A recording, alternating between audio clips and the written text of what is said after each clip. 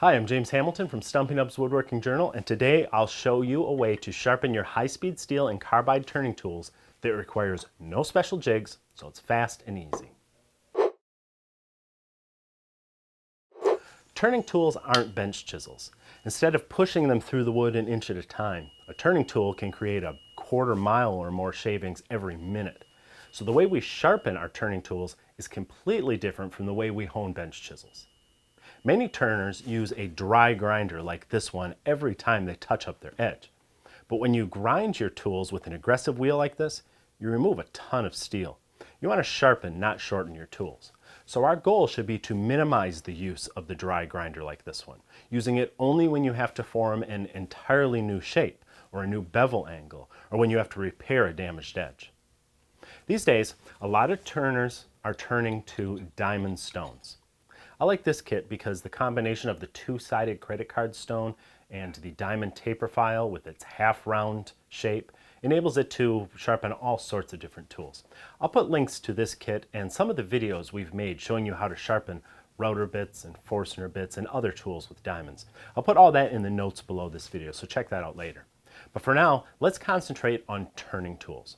We'll start with high-speed steel, then we'll discuss sharpening carbide tools and even pen mills. I'll put a little lapping fluid on the 300 grit side of my diamond card and I'm ready to hone. But I'm not going to bring the tool to the card as you may be expecting.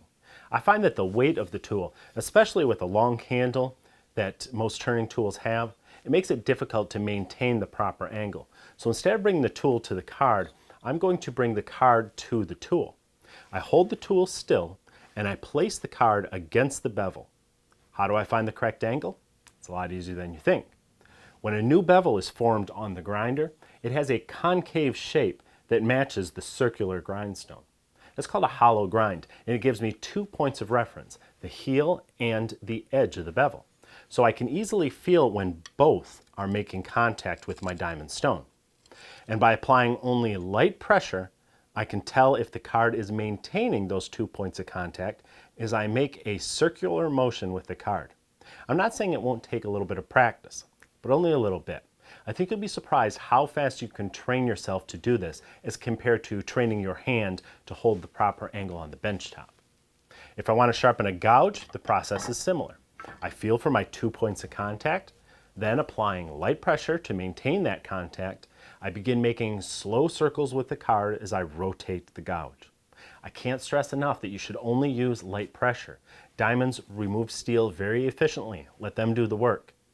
If I want to remove the burr, I can do that with a couple of light passes with the convex side of the diamond taper file.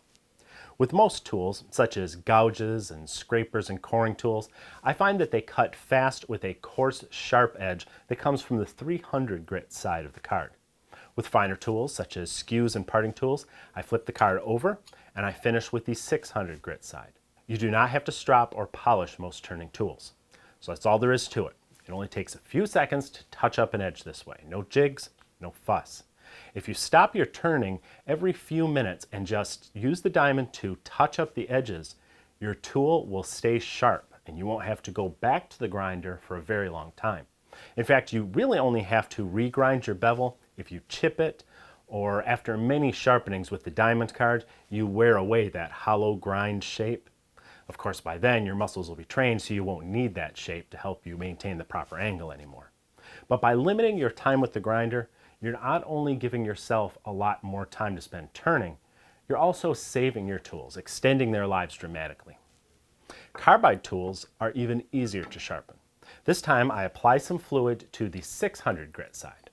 I lay my carbide cutter flat on the tool and applying only light pressure, I make figure 8 swirls. It only takes a few seconds and your carbide is sharp again. You can do this several times, and each time you do, you avoid paying the 15 or 20 bucks a piece to replace the cutters. Before we go, I have one more tool to sharpen. I'm going to go back to my 300 grit side, add a little lapping fluid, and using the same figure 8 motion, I can sharpen a pen mill rather than replacing those when they get dull.